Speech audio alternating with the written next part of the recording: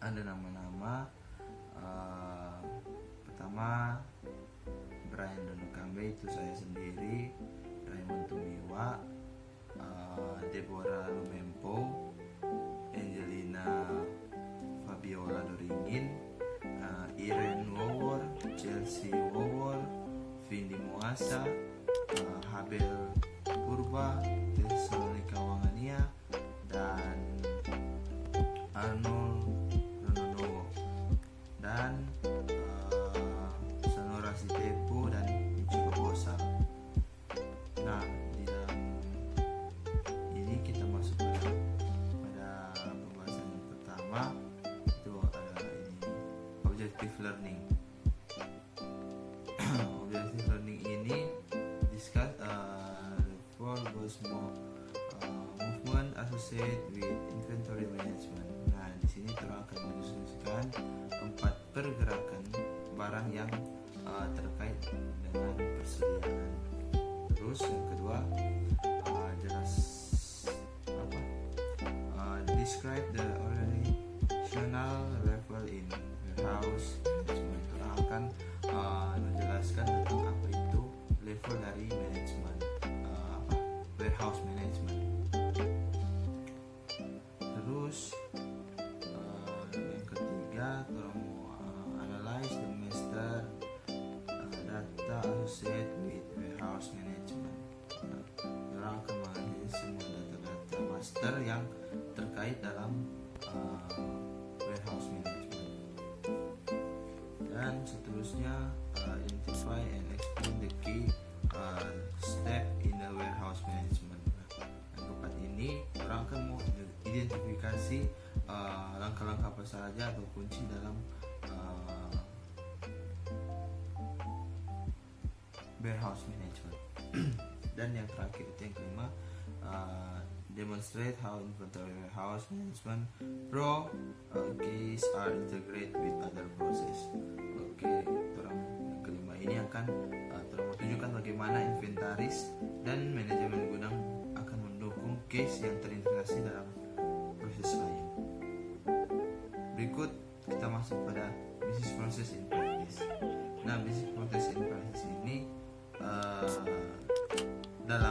dalam bab ini orang akan mengulas dan menguraikan tentang barang yang terkait dalam IM. Apa itu IM? IM itulah inventory management. Terus yang gerakan yang diperkenalkan di bab sebelumnya, kami kemudian akan membahas data nasional, data master, dan proses yang terkait dalam proses WM. Apa ya WM itu? Warehouse management. Di dalam konteks pengadaan, pemenuhan, dan produksi. Dalam ini diskusi kami juga akan menyoroti keterkaitan antara IM dan WM. Kami akan akhiri dengan diskusi tentang opsi pelaporan segera setelah itu. Baiklah, yang pertama kita akan membahas tentang inventory management. Nah, setelah inventory management ini ada yang dinamakan goods movement. Goods movement ini adalah aktivitas atau pergerakan yang terjadi dalam inventory, baik dia masuk ataupun keluar.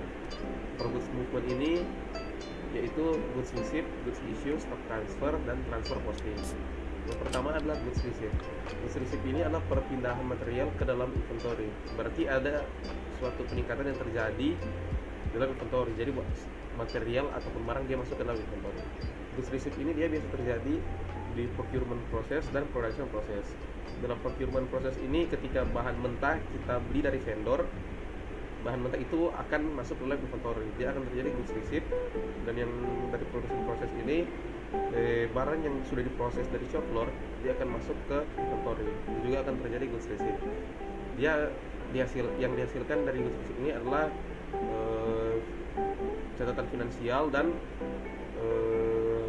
creation of material, pembuatan suatu material. Ada juga special case di mana goods receipt terjadi di luar procurement proses ataupun production proses. Contohnya adalah initial receipt of inventory. Ini initial receipt of inventory ini ketika ERP system pertama kali diinstal, dia akan catatan material inventory ini akan meningkat. Itu terjadi goods receipt. Dan yang kedua adalah unplanned receipt from vendor or from customer. Jadi dia ada receipt yang tidak direncanakan, dia baik dari vendor ataupun dari customer. Contohnya kalau dari vendor, ketika membeli stok, membeli barang, itu vendor memberikan sampel secara gratis. Nah itu kan tidak direncanakan atau tidak tercatat. Dia masuk ke inventory tapi tidak dicatat, itu tidak direncanakan. Itu dia adalah goods receipt. Atau misalnya dari customer, barang dikembalikan oleh customer, itu dia masuk ke inventory juga, tapi dia tidak direncanakan, dia termasuk goods receipt. Lalu ada goods issue. Goods issue ini dia kebalikan dari goods receipt. Kalau goods issue dia terjadi pengurangan atau barang keluar dari inventory. Contohnya kalau fulfillment proses ini ketika barang yang jadi yang siap dijual dikirim kepada customer, itu barang itu akan keluar dari inventory dan itu jadi goods issue. Lalu ada di production proses ini ketika bahan mentah dari inventory diambil, dikeluarkan untuk memenuhi production order, dia akan diproses sesuai pesanan atau sesuai rencana, itu dia masuk goods issue. Soalnya bahan mentah itu keluar dari inventory, dia menghasilkan financial accounting juga sama dengan tadi. Lalu ada controlling documents dan pembuatan material. Seperti goods receipt, goods issue juga dia bisa tidak direncanakan. Special case-nya, contoh misalnya ketika melakukan scrapping material dari barang yang sudah tidak terpakai atau sudah tidak layak pakai, atau misalnya ada sampling material ketika ingin melakukan produksi barang yang akan diproduksi, diambil sedikit untuk dijadikan sampel dan percobaan, itu tidak direncanakan tapi dia termasuk dari goods issue. Lalu dia ada transfer posting. Transfer posting ini adalah sesuatu yang digunakan bisnis untuk merubah status atau tipe material di stok. Dia ada 4 status yang bisa diubah. Yang pertama unrestricted use, kedua in quality inspection, ketiga block, dan keempat in transit. Jadi dia bisa diubah, misalnya dari unrestricted use dia akan jadi in quality inspection. Jadi dia seperti contoh ada 2, yaitu material to material posting dengan consignment to warehouse stock posting. Kalau material to material posting itu contoh misalnya perusahaan bir, produksi bir, dia bahan mentah yang digunakan yang telah diperas, bahan dasar dia jadi bahan dasar bir itu akan difermentasi untuk dijadikan bir. Fermentasi itu kan butuh beberapa waktu dan tidak sekaligus. Jadi ketika bahan mentah diproses, dia akan otomatis berkurang, sedangkan bir yang hasil fermentasi bahan mentah itu akan bertambah. Nah itu akan melakukan transfer posting.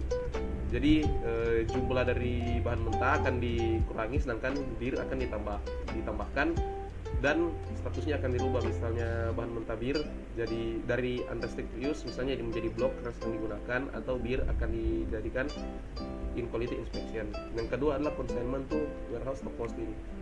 Kalau contohnya di Indomart, ketika Indomart beli barang dari vendor, dia dikirim dan masuk ke gudang. Nah itu barang itu masih milik vendor tapi sudah ada sudah masuk di goods receipt-nya Indomart. Itu dinamakan consignment stock. Jadi dia cuma ada di dalam gudang tapi belum milik Indomart sepenuhnya. Nah, ketika barang siap dijual, ditaruh di toko, itu akan dilakukan transfer posting dan status yang dari consignment stock tadi dia akan berubah menjadi warehouse stock. Nah, itu statusnya juga akan diganti, misalnya dari consignment stock dia akan dijadikan warehouse stock, unrestricted use mungkin, dan sebagainya. Terima kasih.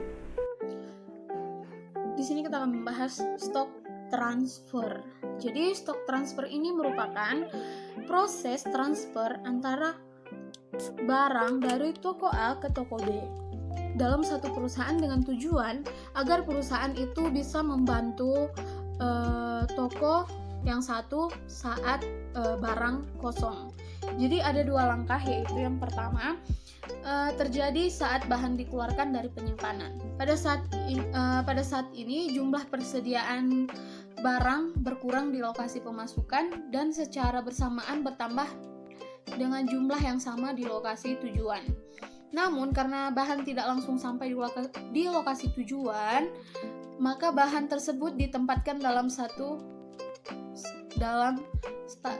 status yaitu transit stock di lokasi tersebut. Namun ketika mereka diterima secara fisik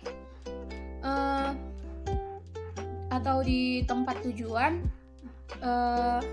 jadi status mereka diubah menjadi status penggunaan yang tidak dibatasi. Ini adalah langkah kedua, yaitu tanda terima. Jadi perusahaan memanfaatkan pergerakan dua langkah jika ada jeda waktu di antara kedua langkah tersebut. Misalnya saat lokasi secara geografis dipisahkan oleh jarak yang cukup jauh mungkin, dan status dalam transit inilah yang memberitahukan tujuan bahwa material akan diterima. Jadi kayak ada status stok dan juga ada status transit. Nah, di transit inilah yang akan memberikan status apakah bahan sudah diterima atau belum. Nah, selanjutnya itu store location to store location transfer. Jadi di sini menjelaskan angka pada panah-panah menunjukkan jenis gerakan tertentu. Nah, perhatikan dalam prosedur satu langkah yang sudah saya jelaskan sebelumnya, yaitu jadi bahan dapat dalam status stok pada lokasi pemasukan dan dapat dipindahkan ke stok apapun di lokasi penerimaan. Sebaliknya, prosedur dua langkah hanya mungkin dilakukan jika bahan digunakan tidak terbatas di lokasi pemasukan atau pemasok. Selain itu, materinya hanya dapat diterima untuk pengguna yang tidak dibatasi.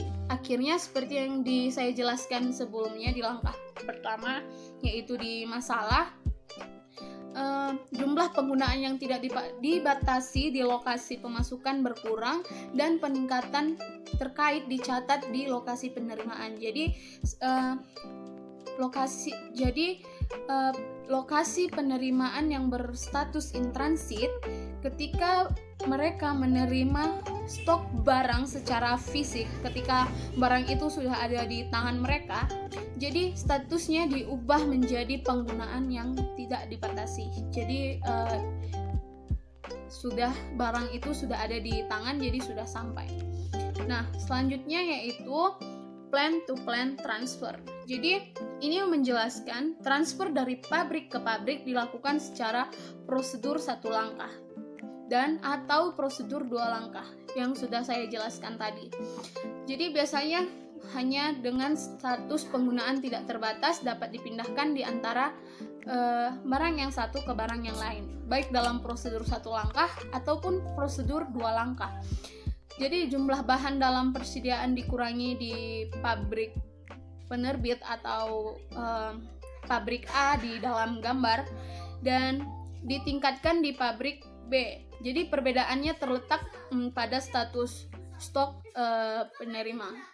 pabrik penerima barang.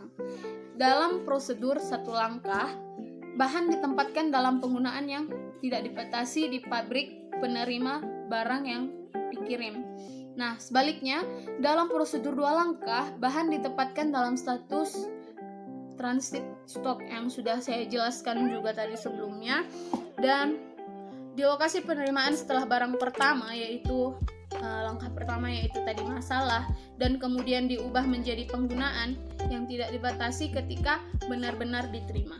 Jadi itu adalah 3 penjelasan stock transfer,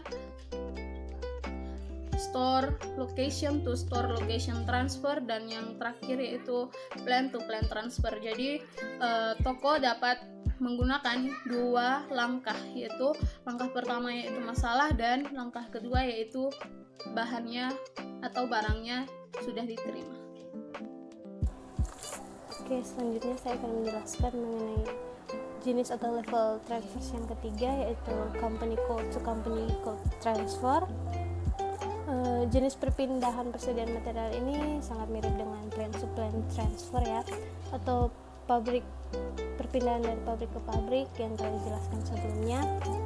Jenis perpindahan ini juga dapat dilakukan dengan prosedur yang satu langkah atau dua langkah, one step to step. Perbedaannya dengan plan to plan transfers, company code to company code transfers ini kedua pabrik memiliki kode perusahaan yang berbeda. Kalau plan to plan transfer kan kedua pabriknya ada di dalam satu kode perusahaan yang sama. Bedanya lagi di sini company code to company code transfer ini akan dibuat dua dokumen FI-nya, yang dimana satu untuk setiap kode perusahaan. Kemudian ada stock transport orders. Nah, tadi kan kita sudah lihat 3 jenis atau level dari stock transfers atau transfers untuk persediaan material. Nah, stock transport orders atau disingkat STO ini juga transfers material, cuma lebih dikhususkan untuk transfers dari pabrik ke pabrik.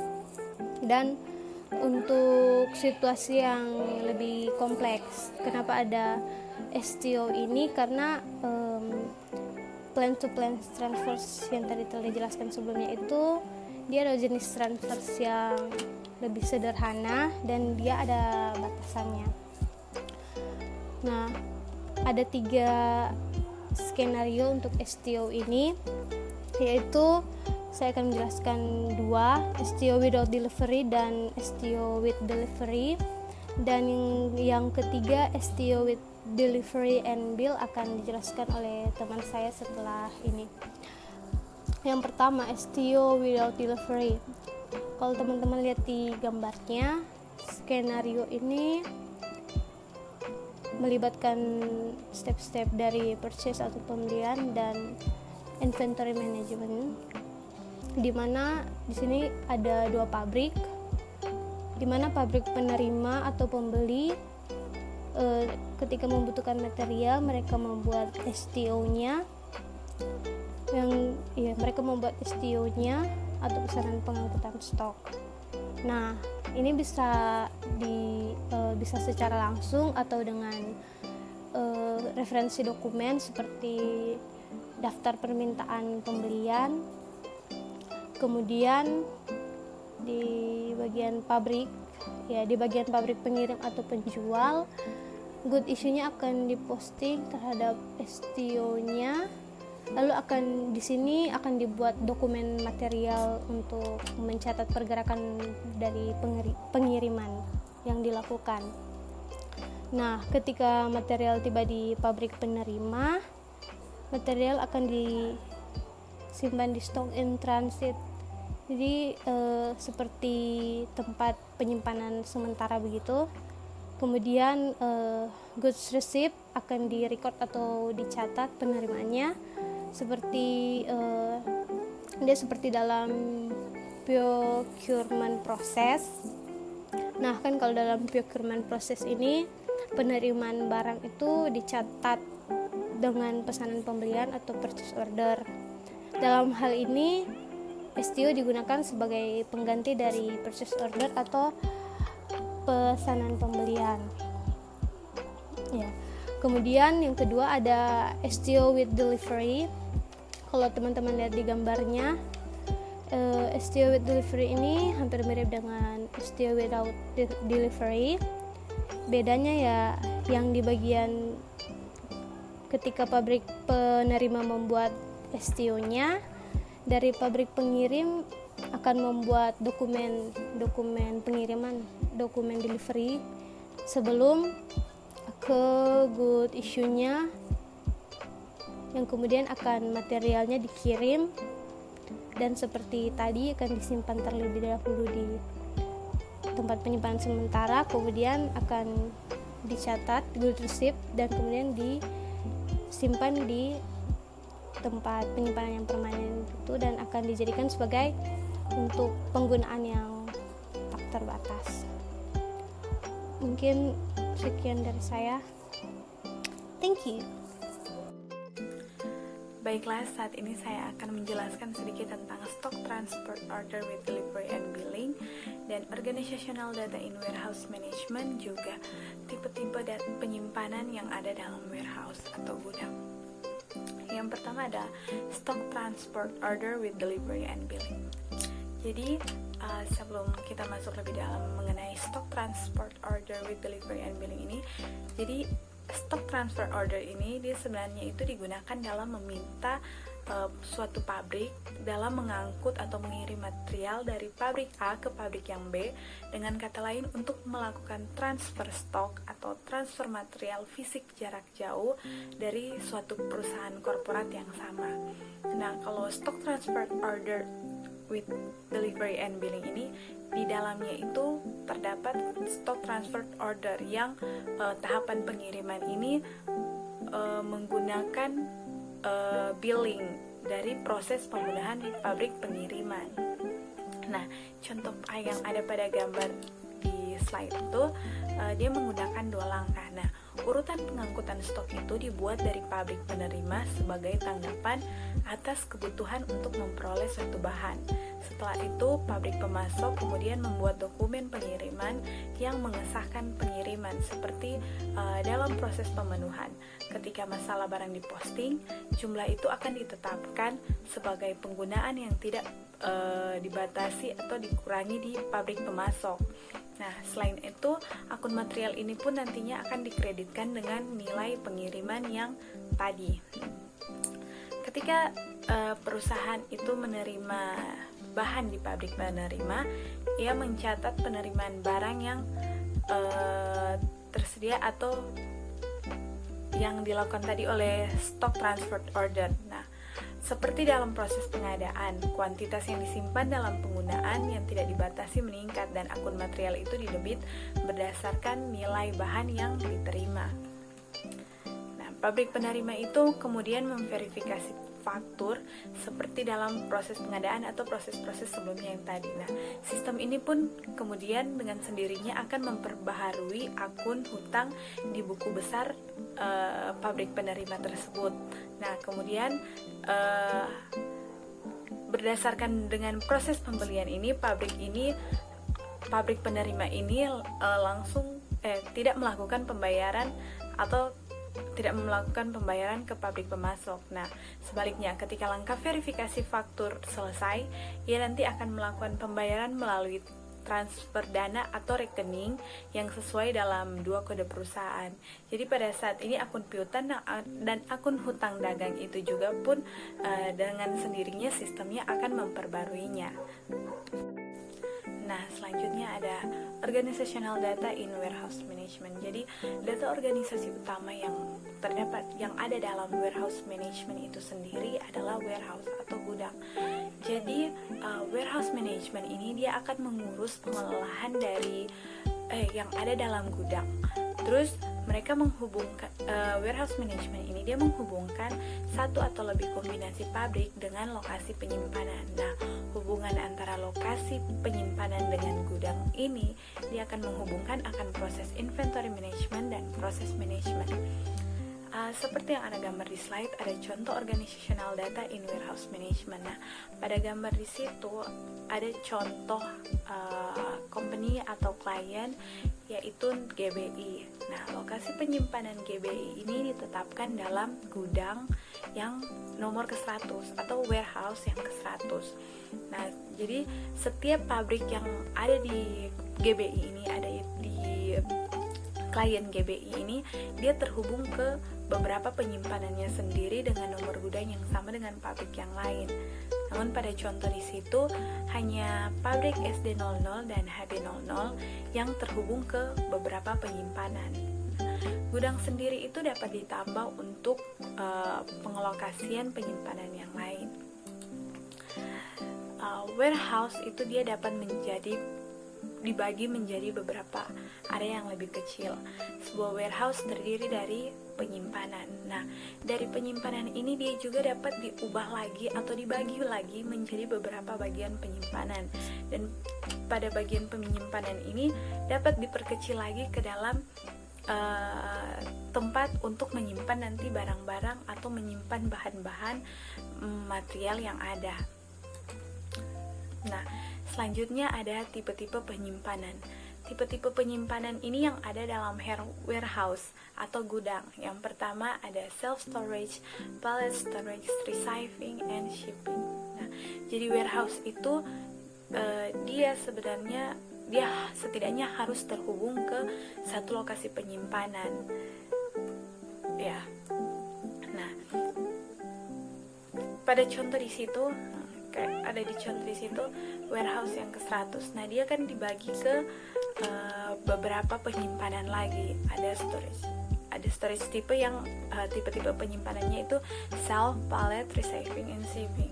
Nah, itu dibagi lagi atau diperkecil lagi, dibagi lagi jadi picking area atau storage station yang ada di situ. Ada light, ada fast, ada slow, dan lain-lain sebagainya seperti yang ada di contoh. Nah, dari situ pun dibagi lagi menjadi tempat penyimpanan nanti bahan-bahan yang akan ditaruh nanti bahan-bahan. Ada storage bin, nah seperti ini contoh. Nah, ini mereka bagi begini agar nanti supaya di gudang itu atau warehouse itu dapat memudahkan dalam menaruh barang sesuai karakteristik ruang, material, atau aktivitas-aktivitasnya sesuai dengan bahan atau material tersebut. Nah, mungkin sebagian dari saya selanjutnya akan dibahas oleh teman saya. Thank you. Jadi saat ini saya akan menjelaskan mengenai storage section. Nah, sebelumnya teman saya sudah menjelaskan mengenai storage type. Nah, storage type ini dapat dibagi lebih lanjut lagi ke storage section yang grup B nanti memiliki karakteristik yang sama. Nah, sebagai contoh kita dapat lihat di slide di sini. Untuk storage section ada contoh fast moving dan slow moving. Nah, apa itu fast moving dan slow moving? Fast moving adalah barang yang paling sering keluar gudang, dan untuk slow moving yaitu kebalikannya, barang yang kadang keluar atau yang kadang dipesan. Nah, kalau untuk contoh di sini untuk fast moving dan slow movingnya dia diletakkan di pallet. Nah, untuk storage section ini juga dia dapat didasarkan juga pada bobot atau ukuran material. Kalau di sini kita bisa lihat di sini ada heavy dan light atau berat dan ringan. Kalau contoh di slide ini dia ditempatkan di shelf atau di rak.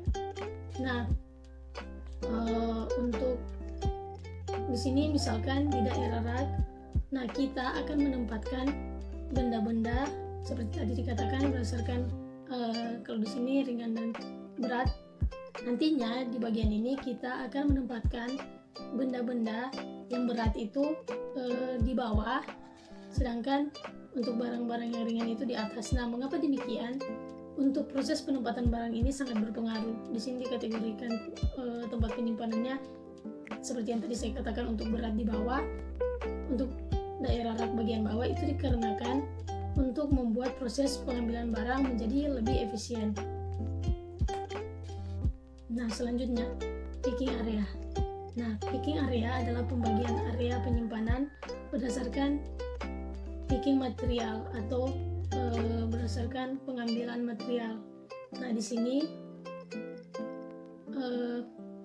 ketika kita ada pesanan dari customer, maka kita akan mengambil barang dari tempat penyimpanan kita. Nah, dalam warehouse management, semua barang yang telah dipesan nantinya akan dicatat di picking list. Nah, yang perlu diperhatikan juga untuk picking area ini, dia harus sesuai dengan strategi picking atau strategi pengambilan barang dari perusahaan tersebut. Jadi tidak bisa disamakan untuk picking area ini untuk setiap perusahaan. Jadi dia tergantung strategi perusahaannya tersebut. Nah, contoh misalkan untuk daerah A, dia diberikan karyawan tertentu yang bertanggung jawab untuk di daerah picking tersebut. Jadi misalkan ada daerah A, daerah B, nanti di situ akan ditempatkan karyawan untuk bertanggung jawab di daerah tersebut agar supaya saat proses picking atau proses pengambilan barang itu dapat teratur. Nantinya kan di sini dikatakan akan dicatat. Nah, kalau kita lihat di slide ini, di sini ada gambar dari contoh GBI Sandiago Plan Layout. Nah, kalau di sini kita lihat, di sini ada storage type-nya ada 1, 2, 3, 4. Nah, untuk storage type 1, 2 ini dia dapat dikatakan sebagai tempat penyimpanan lama. Sedangkan untuk storage type 3 dan 4 ini tempat penyimpanan sementara, karena di sini ada dia untuk receiving dan shipping.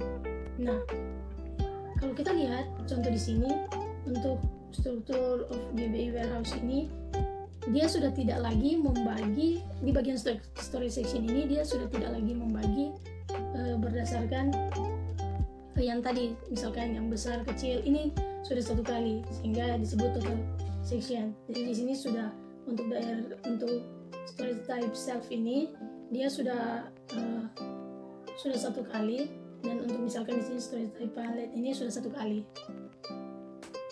Nah, yang selanjutnya yaitu master data. Nah, master data di warehouse management saya akan membahas mengenai material master. Nah, kunci master data di warehouse management ini adalah ini material master. Nah, ini material master ini merupakan master data yang paling sering digunakan di perusahaan, karena material master ini berisikan semua informasi yang diproduksi, disimpan, dan dijual oleh perusahaan. Nah, material master inilah sumber utama perusahaan mengambil data spesifikasi material. Kita boleh lihat di sini di slide. Di sini ada material master. Nah, di sini ada informasi, segala macam informasi. Di sini ada sales data. Di sini hanya sebagai contoh. Sini ada sales data, basic data. Nah, inilah sehingga dikatakan bahwa material master ini berisi semua informasi, misalkan yang diproduksi, disimpan, dan juga dijual. Saat ini saya akan melanjutkan pembahasannya, dan saat ini saya akan menjelaskan mengenai storage bins. Nah, storage bins ini are the smallest unit of space in a warehouse. Jadi storage bins ini merupakan tempat atau ruang terkecil yang berada di dalam sebuah warehouse. Nah, storage bins can vary in size from small containers to large area for bulky materials. Jadi di storage bins ini ukurannya itu dapat bervariasi mulai dari yang kecil sampai ke yang besar, tergantung tempat penyimpanannya untuk menyimpan barangnya. Nah, storage bins ini have unique address that identify their location in a warehouse. Nah, storage bins ini juga mempunyai alamat yang khusus yang dimana itu untuk mengidentifikasikan lokasinya itu di dalam sebuah warehouse. Nah, dalam penyimpanannya itu ada di rack atau di shelves. Itu misalnya alamat bin itu dapat menyertakan nomor barisnya ataupun nomor stoknya dan nomor dari racknya tersebut. Peran dari storage bins itu sama seperti contohnya itu dalam rak di perpustakaan. Nah, di perpustakaan itu memiliki deretan rak yang dapat menampung buku seperti gambar yang bisa saya perlihatkan di sini ya. Yang pertama itu di situ ada stak, ada tumpukan buku, ada row-nya, dan juga ada shelves atau rak-rak buku. Dan ini adalah gambar dari contoh yang berada di warehouse. Nah, di situ ada sebuah storage bins yang menyimpan bahan-bahan seperti di situ ada paku, di situ ada tiga rak yang menyimpan berbagai macam material. Dan yang selanjutnya itu a bin can be used to store different materials ya, yaitu bin itu atau tempat penyimpanan itu dapat digunakan untuk menyimpan berbagai bahan atau barang. Nah, untuk membedakan jumlah material yang berbeda itu, material dengan karakteristik yang sama itu akan dikelompokkan menjadi satu kuan atau itu akan dikelompokkan menjadi satu. Nah, kuan itu adalah jumlah bahan tertentu yang memiliki karakteristik yang serupa atau sama dan disimpan dalam single bin. Nah, contohnya itu dalam industri farmasi misalnya. Obat-obatan itu akan diproduksi dalam satu batch, dan di setiap batch itu memiliki tanggal kadaluarsa yang spesifik dan nomor batch yang unik tentunya. Nah, ketika kelompok yang berbeda dari bahan yang sama disimpan dalam bin yang sama, setiap kelompok diidentifikasikan atau diidentifikasi oleh jumlah yang berbeda. Nah, kuan itu dibuat sesuai dengan kebutuhan sistem ERP-nya. Saat material tersedia, dipindahkan ke bin atau ke tempat penyimpanan. Nah, setelah kuan itu dibuat, jumlah bahan dapat dinaik atau diturunkan hanya dengan pergerakan barang. Apalagi saat kuantitasnya itu atau kuannya itu dikurangi menjadi 0, secara otomatis sistem akan menghapus kuan tersebut. Karena kuan itu kan dibuat sesuai dengan kebutuhan. Nah, itu mereka dapat dikategorikan sebagai transaction data. Kita masuk dalam proses in warehouse management. Nah, biasanya proses dalam warehouse management atau disingkat dengan WM ini dikaitkan dengan perpindahan barang dalam proses lain. Nah, sama seperti flowchart yang ada ini, proses lain itu seperti ada procurement, ada fulfillment, ada production, dan ada inventory management.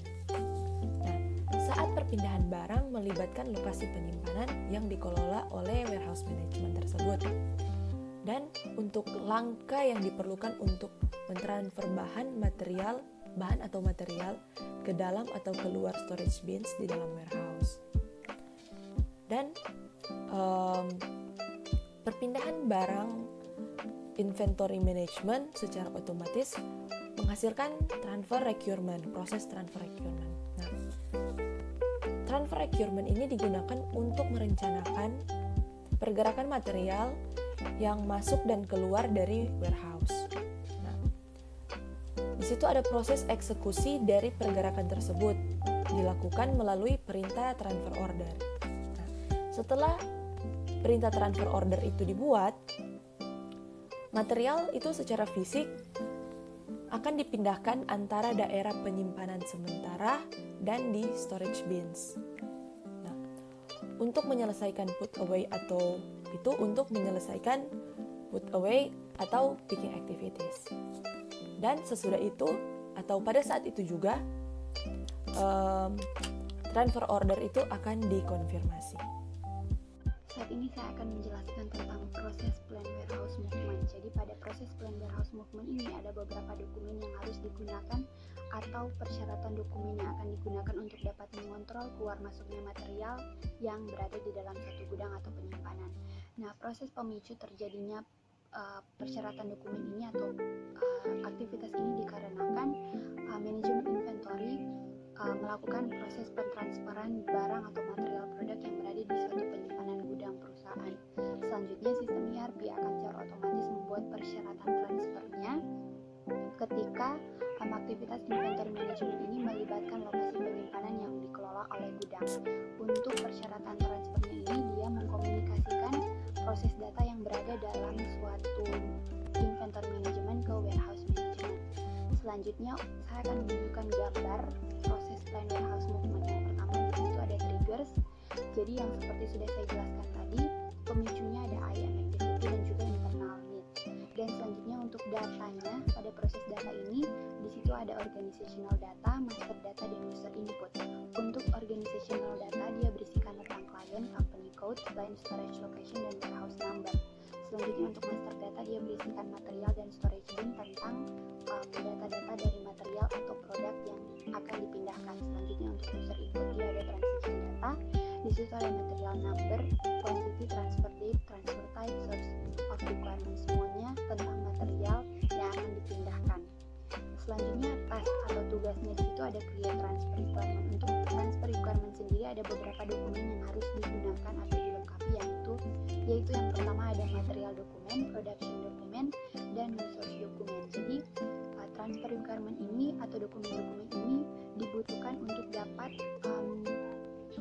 sebagai pemenuhan untuk memfasilitasi pengambilan produk atau material yang ada di dalam suatu gudang atau penyimpanan. Nah, selanjutnya mereka akan create posting change notice, di mana ketika material atau produk ini sudah dipindahkan maka statusnya akan berubah.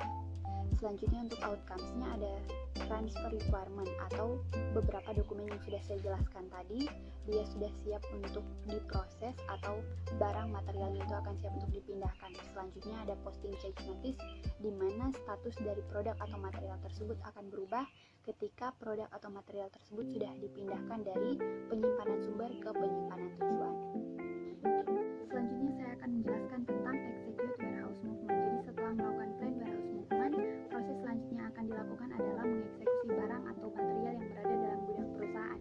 Nah, selanjutnya saya akan menunjukkan gambar proses dari execute warehouse movement.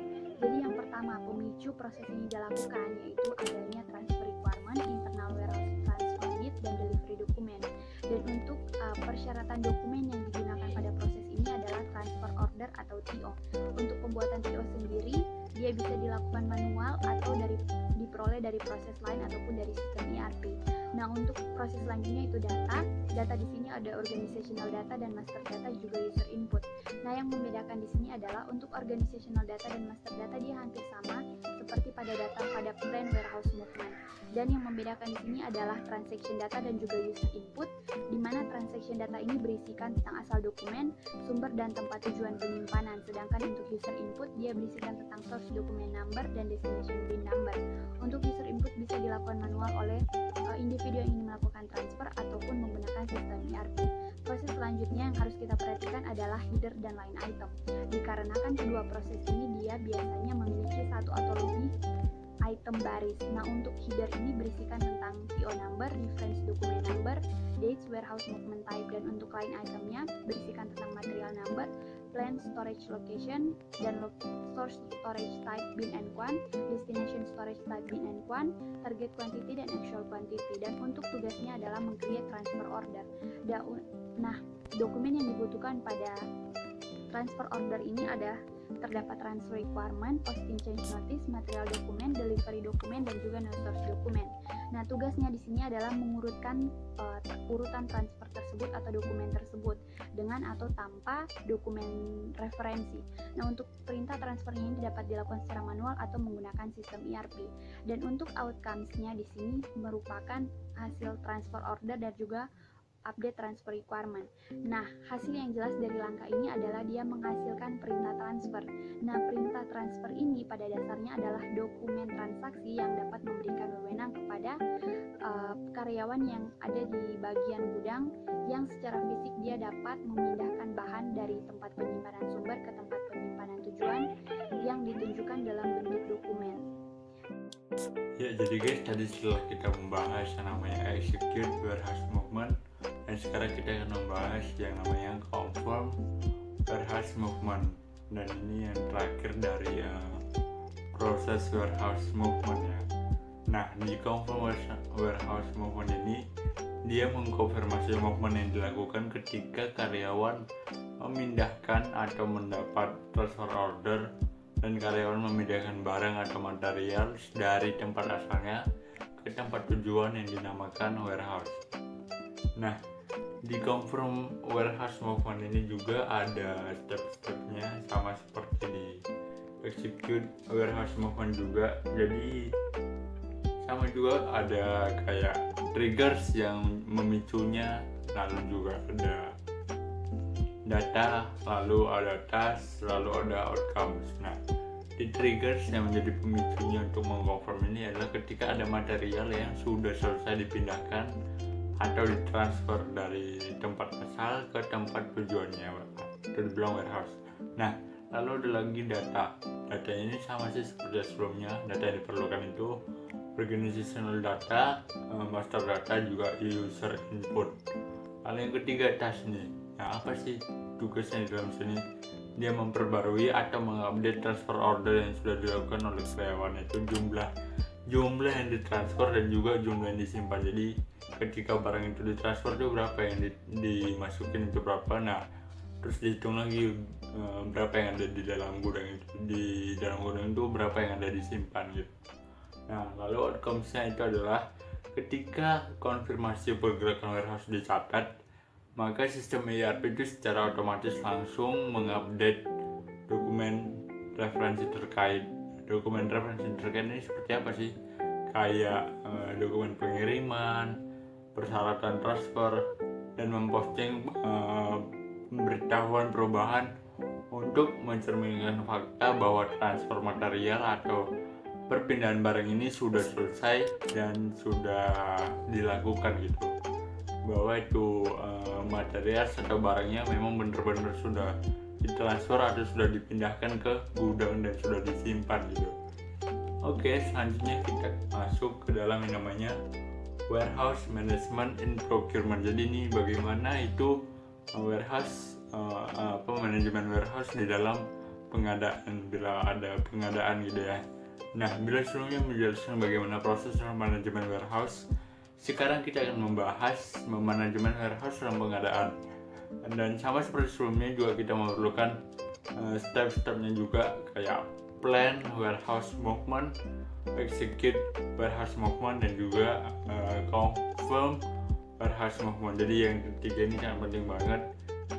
Di plan ada eksekusinya dan juga langsung ada konfirmasinya ya. Oke, kita masuk yang ke pertama, plan warehouse movement. Nah, di sini pada step ini tuh kita harus mencatat goods receipt namanya, atau GR gitu ya.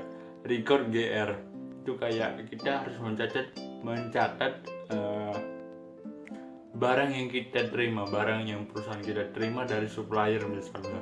Dan juga membuat transfer requirement. Ini transfer requirement ini dibuat untuk menyampaikan informasi pergerakan barang yang diposting di inventory management. Jadi kayak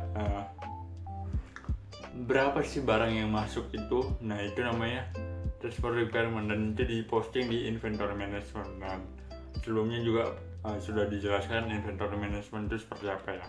Lalu selanjutnya execute warehouse movement.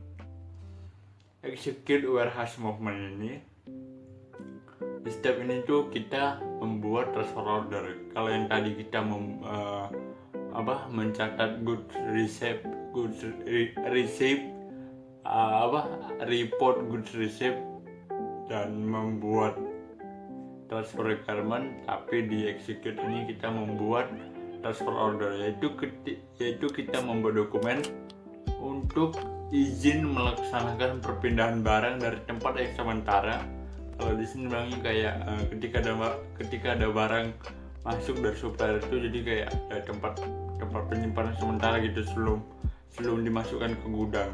Nah, oke, itu dari execute. Lalu kita akan masuk selanjutnya ke dalam confirm warehouse movement. Nah, di sini di step ini para karyawan melaksanakan tugasnya untuk memindahkan barang dari tempat yang sementara tadi ke warehouse. Jadi gitu, ketika dia merencanakan, lalu dia mengeksekusi, lalu dia setelah dieksekusi dia confirm bahwa itu barang sudah dipindahkan ke warehouse. Jadi dari tempat penyimpanan yang sementara sudah disimpan ke dalam warehouse. Saat ini saya akan membahas tentang materi yang ada pada halaman 251 sampai 256. Kita masuk yang pertama, yaitu warehouse management in fulfillment. Dalam slide sudah ada tabel yang menunjukkan manajemen dari suatu gudang. Pada cara sebelumnya, skenario yang dilakukan GBI sangat berbeda pada saat ini. Pada saat ini mereka menggunakan dua perbedaan signifikan yang dilakukan oleh GBI. Yang pertama yaitu ketika salah satu pelanggan GBI yaitu RMI telah mengirimkan order pembelian 50 sepeda terhadap GBI yang harus dikirim dari pabrik San Diego. Dan cara perbedaan yang digunakan GBI yaitu yang pertama adalah GBI akan mengirimkan semua sepeda dalam satu pengiriman, dan yang kedua transaksi itu akan dimasukkan langkah-langkah WM yang pertama pada bab sebelumnya dihilangkan dan pada saat ini ditambahkan untuk bisa menjadi lebih efisien. Pada gambar di atas kita bisa berasumsi bahwa GBI memiliki beberapa pieces sepeda dalam persediaan sebelum proses pemenuhan dijalankan. Dari gambar di atas juga kita dapat melihat yaitu status inventaris sebelum proses eksekusi, manajemen sistem yang dimulai ketika barang belum datang dan ketika barang keluar dari gudang tersebut. Barang yang baru datang harus terlebih dahulu dimasukkan ke dalam sistem manajemen pergunangan. Hal ini itu bisa memudahkan karena bisa mengatur dan bisa mengupdate data-data yang ada di database di gudang, penyimpanan gudang. Proses input barang yang masuk, data tersebut dapat menggunakan input PO, purchase order, yang dapat dilakukan baik secara otomatis maupun manual oleh departemen pembelian. Kita masuk yang kedua, plan warehouse movement, yaitu pada slide ini yang pada cara kedua sudah disimpulkan bahwa di atas sudah ada gambar yang dapat mengilustrasikan langkah-langkah dalam proses pemenuhan barang, yaitu termasuk dalam aktivitas IM dan WM. Dalam hal ini, pembuatan pengiriman keluar untuk pesanan, penjualan pemicu itu adalah hal utama dan hal pokok. Sedangkan dalam kasus pengadaan, persyaratan pengenalan fungsi sebagai tautan informasi antara proses pengadaan IM dan proses WM dalam pemenuhan dokumen pengiriman menjalankan peran ini. Pada skenario ini, GBI pertama-tama membuat pesanan penjualan sebagai tanggapan atas pesanan pembelian RMB. Perusahaan kemudian membuat pengiriman keluar yang memicu kebutuhan untuk memindahkan 50 sepeda dari gudang yang ada di San Diego ke area penyimpanan sementara pengiriman untuk dikirim ke RMB. Kita masuk yang ketiga, yaitu execute warehouse movement. Pada saat proses yang kedua yang tadi yang pada di plan warehouse movement, ketika sudah terjadi penempatan barang di gudang sementara, para karyawan gudang siap untuk mengambil barang tersebut dan dia dapat membuat perintah transfer berdasarkan dokumen pengiriman. Pada saat ini sistem ERP mengusulkan tempat itu untuk memindahkan material. Dalam contoh ini, karyawan dapat membuat TO untuk mengambil 50 sampel sepeda yang telah dikirimkan GBI dan sudah disimpan ke dalam gudang sementara. Secara signifikan belum ada gerakan fisik yang terjadi. Akibat peninjauan lokasi penyimpanan dan investasi gudang tidak akan menunjukkan adanya perubahan kuantitas. Saat pegawai gudang sudah siap mengambil material dari gudang, dia menghasilkan perintah transfer berdasarkan dokumen yang sudah ditentukan atau dokumen pengiriman. Kita masuk yang keempat, yaitu confirm warehouse movement. Setelah TO dibuat, karyawan gudang dapat mengambil sepeda itu dari tempat yang tempat penyimpanan sementara dan mereka dapat memperbarui TO itu untuk dapat mengambil jumlah yang sesuai dengan TO tersebut. Kita masuk pada materi yang terakhir, yaitu warehouse management in production. Setelah produksi selesai dan dikonfirmasi barang, jadi dimasukkan ke dalam gudang yaitu gudang yang sudah dilakukan pengiriman, yaitu gudang tempat pengiriman barang pesanan. Pada tahap ini, langkah-langkah proses VM serupa dengan yang terjadi pada proses perdagangan atau pengadaan. Penerimaan barang dicatat seperti yang dijelaskan pada bab sebelumnya, namun bahan sudah ditempatkan secara fisik di tempat yang dikirimkan. Secara otomatis itu dibuat oleh sistem, sehingga perintah transfer kemudian dibuat, bahan-bahan dipindahkan dari area penyimpanan sementara ke tempat daerah yang sudah memang ditentukan tempat pengirimannya. Beberapa langkah-langkah yang tersisa dalam proses produksi seperti penyelesaian dan penghitungan variasi dapat dilakukan. Baiklah, saat ini saya akan menjelaskan tentang warehouse management in stock transfer. Jadi kegiatan WM diawali dengan transfer stok dan postingan transfer. Dalam pembahasan pada materi ini menggunakan konteks manajemen inventaris. Proses IM bertanggung jawab untuk mengelola inventaris di tingkat lokasi penyimpanan. Ketika pergerakan barang ini melibatkan gudang lokasi penyimpanan, maka persyaratan transfer secara otomatis dihasilkan dari apa yang dilakukan oleh sistem ERP. Nah, pada gambar ini merupakan 5 skenario untuk mengilustrasikan di mana transfer stok yang melibatkan pergerakan gudang dapat terjadi. Dalam skenario pertama ini adalah transfer stok dari pabrik lokasi penyimpanan yang dikelola oleh gudang, yaitu lokasi penyimpanan B yang terkait dengan gudang 1 ke pabrik di mana bukan lokasi penyimpanan A. Dalam hal ini, masalah pengiriman barang di pabrik memicu langkah-langkah proses WM. Di pabrik penerimaan barang sederhana dicatat di IM. Dan pada skenario kedua ini menggambarkan gerakan yang berlawanan, yaitu perpindahan stok dari pabrik yang lokasinya penyimpanannya tidak dikelola oleh gudang, yaitu lokasi penyimpanan A, ke pabrik yang dikelola oleh gudang, yaitu lokasi penyimpanan B yang terkait dengan gudang 1. Dalam hal ini, good issue atau IM bertugas untuk mencatat barang yang dikirim. Pada skenario ketiga dan keempat ini melibatkan transfer stok antara dua lokasi penyimpanan yang dikelola gudang.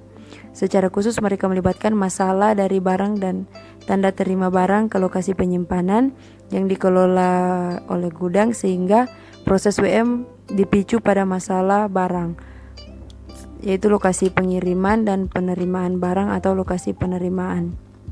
Dan skenario yang kelima, material dipindahkan dari satu tempat ke tempat yang lain di dalam gudang yang sama. Ini adalah transfer internal karena tidak melibatkan IM. Nah, 4 skenario pertama ini melibatkan pergerakan antara dua lokasi penyimpanan dan dokumen material dibuat saat aktivitas IM atau pada saat masalah barang dan penerimaan barang dilibatkan. Dan di skenario kelima ini melibatkan pergerakan antara dua bin di gudang yang sama dan dengan demikian tidak melibatkan aktivitas IM apapun, sehingga tidak ada dokumen material yang dibuat. Kemudian order of posting in WM and IM. Nah, pada gambar ini adalah urutan aktivitas dari IM dan WM yang bervariasi dari satu skenario ke skenario yang lain. Pada baris yang ketiga adalah sebuah kasus di mana masalah barang untuk pesanan penjualan atau pesanan produksi diposting sebelum aktivitas IM dicatat dalam sistem ERP. Skenario ini bisa terjadi ketika pelanggan atau proses produksi sangat membutuhkan bahan dan bahan-bahan tersebut dipindahkan dari penyimpanan dan dikirim ke pelanggan atau ke tempat untuk produksi. Dan pada baris terakhir mewakili kasus di mana lokasi penyimpanan di WM diisi sebelum penerimaan barang dicatat di IM. Nah, situasi ini bisa terjadi pada saat barang diproses barang dari proses produksi langsung dipindahkan ke gudang tempat sampah.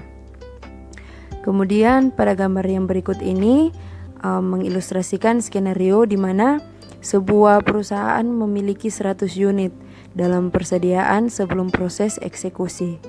Kemudian mengirimkan 25 unit kepada pelanggan pada saat pengiriman terjadi masalah postingan barang. Dan untuk menjaga lokasi penyimpanan dan inventaris di gudang yang sama, sistem ERP akan mengirimkan jumlah negatif ke area penyimpanan sementara, yaitu diisi minus 25, sehingga mengakibatkan persediaan gudang menjadi 75. Jika tercatat penurunan 25 unit untuk gudang tempat sampah dan 25 unit pada tempat penyimpanan sementara, maka hasilnya area penyimpanan sementara menunjukkan jumlah 0 dan gudang tempat sampah menunjukkan jumlah 75, sehingga cocok dengan inventaris lokal penyimpanan. Dan di akhir gambar ini mengasumsikan bahwa awalnya ada 100 sepeda dalam inventaris dan 25 sepeda diterima oleh gudang. Saat order transfer dikonfirmasi, akan ada 15 sepeda di gudang tempat sampah, tetapi hanya 100 di gudang lokasi penyimpanan, karena penerimaan barang belum tercatat. Nah, untuk memastikan bahwa inventaris lokal penyimpanan dan inventaris gudang sama, maka jumlah negatif dicatat di area penyimpanan sementara. Saat masalah barang diposting, 25 sepeda ditambahkan ke kedua lokasi penyimpanan dan menyisakan total 0 di area penyimpanan sementara. Di sini saya akan membahas mengenai reporting. Bisa kita lihat pada gambar ini. Ini adalah contoh laporan status inventaris, di mana ini menampilkan inventaris di tingkat lokasi penyimpanan. Dan secara spesifik kali ini menunjukkan bahwa terdapat 50 roti almond dengan kode RHMP 1000. yang berada di lokasi penyimpanan barang perdagangan atau trading goods dengan kode TG00 berada di pabrik San Diego dengan kode SD00 di perusahaan Global Bike Ins dengan kode US00 dan ini tidak menunjukkan inventaris di tingkat bin. Dan pada gambar selanjutnya ini menampilkan inventaris yang berada di gudang San Diego, di mana ini menunjukkan bahwa ada 50 rote helmet di area penyimpanan penerimaan sementara atau GR Area External Receipts. Laporan ini akan dibuat setelah tanda terima barang terhadap pesanan pembelian dicatat. Dan ini adalah sebuah langkah proses yang secara otomatis menghasilkan persyaratan transfer. Dan pada gambar selanjutnya adalah laporan yang sama setelah perintah transfer telah dibuat atau dicatat. Bisa kita lihat di sini bahwa 50 helm di area penerima sementara sekarang muncul di bawah kolom P quantity yang menunjukkan bahwa mereka perlu diambil dari area sementara, dan 50 helm juga muncul di kolom stock for put away di area penyimpanan rak atau self storage, di mana self storage ini adalah tempat mereka akan dibuang. Dan akhirnya pada gambar berikut ini menampilkan laporan yang sama setelah perintah transfer yang dibuat atau dicatat tadi telah dikonfirmasi, di mana status helm di area penyimpanan rak atau self storage telah diubah dari stock for put away menjadi stock available. Di mana laporan berguna lainnya adalah laporan status bin. Contohnya disajikan pada gambar berikut, di mana pada gambar ini laporan tersebut menampilkan daftar bin atau tempat sampah yang berisi bahan. Itu menandakan bahwa tempat sampah nomor STBN 1000 berisi rote helmet dan t-shirt atau kaos oblong, di mana sistem dapat menghasilkan laporan serupa untuk menampilkan semua bins atau bins yang kosong, di mana ketika kita mengklik 2 kali pada bins yang berisi bahan akan menghasilkan laporan penelusuran yang menyampaikan rincian bahan. Dan pada gambar berikutnya, ketika kita telah mengklik 2 kali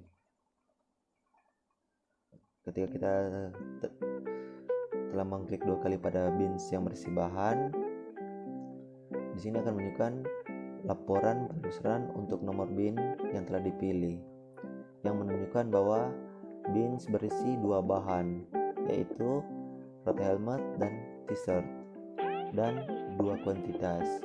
Dan kita harus ingat di sini bahwa kuantitas adalah sejumlah bahan dengan karakteristik serupa. Dalam contoh ini ada 1 besaran untuk setiap bahan. Jika perlu, sistem dapat menelusuri lebih jauh untuk menampilkan detailnya dari setiap kuantitas. Dan contoh laporan seperti itu dapat dilihat pada gambar berikut, di mana pada gambar ini yang menunjukkan jumlah rote helmet di storage bin STBN 1000 dengan kuannya jumlah 42. Chapter summary, dari semua yang orang dapat, dari semua yang orang pelajari tadi, orang akan mengambil DP summary. Nah, summary ini proses manajemen inventaris dan gudang berkaitan dengan penyimpanan dan pergerakan material dalam suatu organisasi. IWM ini terkait erat dengan proses pengadaan, pemenuhan, dan produksi manajemen persediaan. Nah, melibatkan barang masuk dan keluar dari pabrik, WM melibatkan proses yang memungkinkan pengelolaan yang canggih. bahan di dalam dan di antara tanaman, WM biasanya digunakan organisasi memiliki persediaan mahal dalam jumlah yang besar. Dari ini IWM ini memiliki persediaan yang sangat mahal. Terus kalau mau dikelola ini sangat ketat. Jadi sekian dari pembahasan kami.